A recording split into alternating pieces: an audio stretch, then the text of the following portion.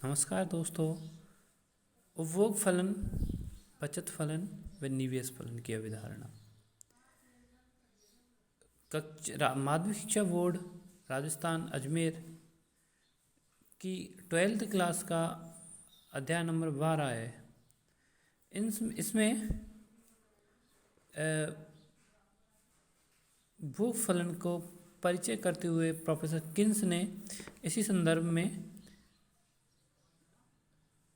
1936 में J.M. Keynes ने अपनी पुस्तक the journal theory of employment, interest and money में रोजगार के क्लासिकल सिद्धांत का खंडन किया। उन्होंने माना है कि जो रोजगार का क्लासिकल सिद्धांत है ना, उसमें बताया गया है कि रोजगार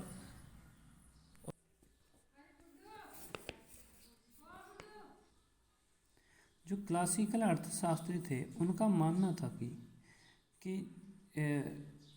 जैसे ही बाजार में मांग बढ़ेगी तो उसकी पूर्ति भी स्वतः उत्पन्न हो जाती है। तो जो प्रोफेसर से थे उनका भी एक मानना था कि उनके अनुसार अगर अर्थव्यवस्था में बेरोजगारी की स्थिति है और अगर अर्थव्यवस्था में मुक्त मतलब अगर अर्थव्यवस्था फ्री है, खुली है, पूर्ण प्रतिस्पर्धा की स्थिति है, तो बाजार में कुछ शक्तियाँ ऐसी काम करेंगी जिनके अनुसार या जिनसे पुनः पूर्ण रोजगार की स्थिति प्राप्त होती है। लेकिन 1992 से 1993 के बीच में जो आर्थिक मंदी आई थी, उसमें ग्रेट ब्रिटेन, अमेरिका, अन्य देशों ने आर्थिक मंदी की स्थिति के कारण बेरोजगारी की बड़ी राष्ट्रीय आय में कमी हुई। इस कारण जो उन्होंने क्लासिकल अर्थशास्त्रियों का नियम था उसका पूर्णतः खंडन कर दिया। खंडन करने के बाद क्या होता है कि जब 1936 में J.M. किन्स ने अपना एक सिद्धांत दिया था कि उन्होंने अपना एक सिद्धांत दिया था कि आय व रोजगार के नए सिद्धांत का प्रतिपादन किया कि जो उस समय की आर्थिक समस्याओं के निदान में सहायक रहा। किन्स के अनुसार अपनी पुस्तक में रोजगार को प्रभावित करने वाले अनेक कारकों के बारे में बताया। उन कारकों को भी बताया जिनसे रोजगार अर्थव्यवस्था में बेरोजगारी की समस्या उत्पन्न होती है। किन्स ने बताया कि पूंजीवादी अर्थव्यवस्था में पूर्ण रोजगार की स्थिति नहीं होती है, क्योंकि अर्थव्यवस्था में सामान्यतः अपूर्ण रोजगार, अंडर एम्प्लॉयमेंट इक्विलिब्रियम या सैम की स्थिति होती है। किन्स का आय एवं रोजगार का सिद्धांत एक अल्पकालीन सिद्धांत है। किन्स ने ना अपना जो सिद्धांत दिया है वो एक अल्पकालीन सिद्धांत है, क्योंकि इसमें बताया गया है कि प्रोफेसर किन्स ने बताया सीधा ही कि इसमें जो माना है कि अल्पकाल में कुछ जनसंख्या स्वयं पूंजी शक्ति तकनीकी में परिवर्तन कर रहे कार्यकुशलता में एक समय बदलती नहीं। उनके अनुसार आय और उत्पाद में वृद्धि ज़्यादा श्रम शक्ति को लगाकर की जा सकती है। अतः अल्पकाल में अगर राष्ट्रीय आय अधिक होती है तो रोजगार भी अधिक होगा, अगर राष्ट्रीय आय कम होती है तो रोजगार भी कम होगा। किन्स के आय उत्पादन निर्धारण सिद्धांत को समझने से पहले हम निम्न फलनों का अध्ययन कर देंगे। जैसे एक उपभोग फलन है। उपभोग फलन के बारे में प्रोफेसर किन्स ने बताया है कि इसमें बताया कि उपभोग बताता कि किन्स ने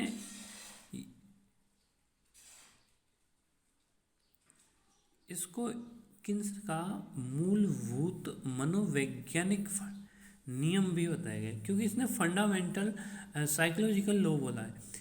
इस नियम के अनुसार आय के बढ़ने पर जैसे जैसे उपभोक्ता की आय बढ़ती है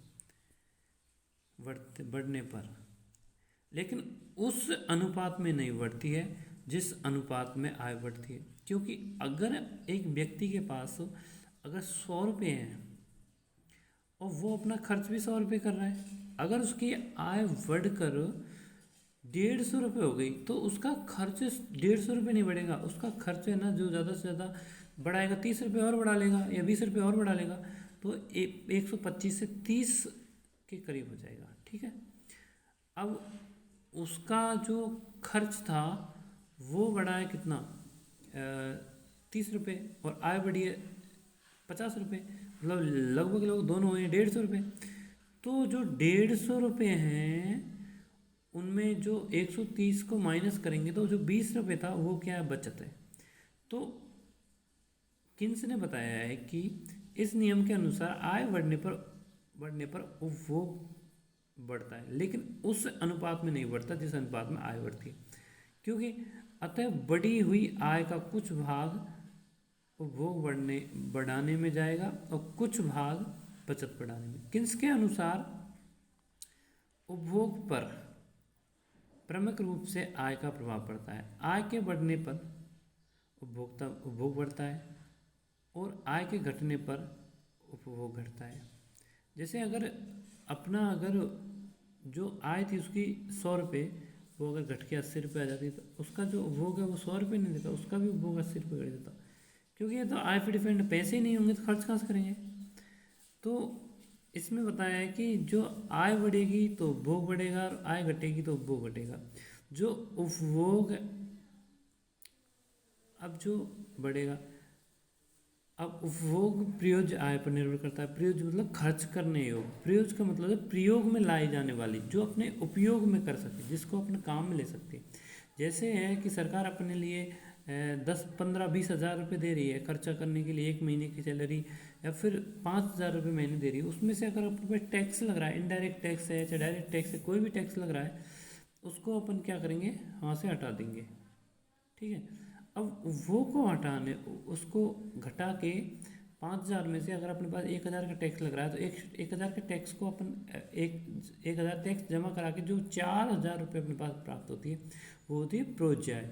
उसको अपन क्या काम में लेते हैं, उसको अपन काम में लेते हैं खर्च करने के योग में। अब खर्च जरूरी नहीं अपन 4,000 का खर्च करेंगे, उससे कम भी कर सकते हैं। तो इसमें प्रयोज्य आय बराबर होता है उपभोग प्लस बचत। उपभोग और बचत के बराबर होती है प्रयोज्य आय। एक उपभोग फलन को गणितीय भाषा में निर्धारित किया कि सी बराबर, सी क्या, उपभोग को इंडिकेट करता है, कंज्यूमर, उपभोग को बताएगा कंजप्शन। ठीक है, उपभोग फलन है प्रयोज्य आय का, मतलब अगर प्रयोज्य आय कम है तो कम होगा, अगर प्रयोज्य आय अधिक है तो अधिक होगा, क्योंकि ये फलन है इसका। अगर उपभोग एक सरल रेखा में दर्शाया जाए तो उपभोग बराबर ए, एक स्वायत्त उपभोग है, जो स्वायत्त उपभोग मतलब होता है फिक्स, वो चाहे अपन खाना खाएंगे, अपने पास 1 रुपये की इनकम नहीं होगा, अपन खाना खाएंगे तो खाएंगे ही। अगर किसी मकान में अपन रह रहे हैं, अपन नहीं कमा रहे, उसका रेंट देना ही पड़ेगा ना, तो वो भी एक है। ऐसे एक स्वायत्त फिक्स है वो तो बन रहेगा। बी है सीमांत उपभोग प्रवृत्ति, मतलब एक अतिरिक्त इकाई के उपभोग करने से जो अपनी उपभोग प्रवृत्ति या आय में क्या प्रभाव पड़ेगा, ये उपभोग फलन का ढाल है। अथवा सीमांत उपभोग प्रवृत्ति बराबर होता है उपभोग में अनुपातिक परिवर्तन वटे प्रयोज्य आय में अनुपातिक परिवर्तन। कुल प्रयोज्य आय में परिवर्तन का फलस्वरूप उपभोग में परिवर्तन होता है, जिसे सीमांत उपभोग प्रवृत्ति कहलाती है। इसी प्रकार अपन एक रेखीय उपभोग फलन को दर्शाते हुए बचत उपभोग व्यय दर्शाते हुए प्रयोज्य आय का साथ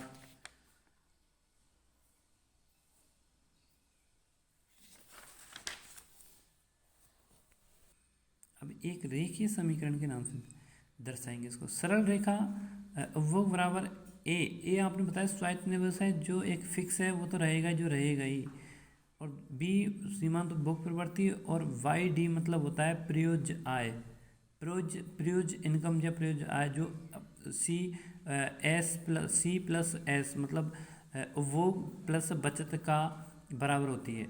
एक रेखीय उपभोग फलन चित्र 45 डिग्री कोण बनाते हुए समता रेखा समग्र पूर्ति रेखा, एक समग्र पूर्ति रेखा होती है, को बनाता है। यह बताता है कि कुल आय उपभोग व्यय बचत व्यय के बराबर होती है। बराबर सी प्लस वाई बराबर सी प्लस आई। आई मतलब होता है देखो सी तो हो गया उपभोग व्यय और आई होती है निवेश या फिर बचत। ठीक है, निवेश निवेश उससे बोलते हैं, बचत को ही निवेश बोलते हैं, क्योंकि बचत होगा तभी तो निवेश करेंगे अपन। ठीक है, उपभोग फलन यह बताता है कि आय का स्तर शून्य के बराबर होने पर भी एक व्यक्ति कुछ न कुछ उपभोग करता है। चित्र में यह 100 इकाई के बराबर है, ये स्वायत्त उपभोग है। इसमें चित्र में अपन को दर्शाया गया है कि 0 से 100 तक का जो अपनी जो रेखा है उपभोग फलन वाली ए प्लस बी बाई डी, ये रेखा है जो 100 रुपये तो अपन खर्च करेंगे ही करेंगे, चाहे अपने पास 1 रुपये की इनकम हो या मत हो, 100 रुपये खर्च तो करने ही पड़ेंगे। अब जो 45 डिग्री वाई बराबर सी प्लस एस बराबर जो लिखी है ना, जो आय किसके बराबर है, उपभोग प्लस बचत के बराबर, जो 45 डिग्री के एंगल पे बनाई हुई है। तो जिसको एक अपनी जो उपभोग फलन और जो आय इसको जो रेखा काट रही है ना, वो 150 पे या फिर कितने पे काट रही है, वो है क्या आएगा ब्रेक इवन पॉइंट, मतलब संतुलन का रुकने का बिंदु होता है। यहाँ पे संतुलन है दोनों में। ठीक है, अब अपन आगे दर्शाएंगे, चित्र के अनुसार दर्शाते हैं कि एक उपभोक्ता के पास 0 इनकम होने के बावजूद वो 100 रुपये खर्च करेगा। ठीक है, तो अगर वो अब उसकी इनकम बढ़ के 50 रुपये तो भी सब करेगा, उसकी इनकम बढ़ के 0 है घट के तो भी वो करेगा।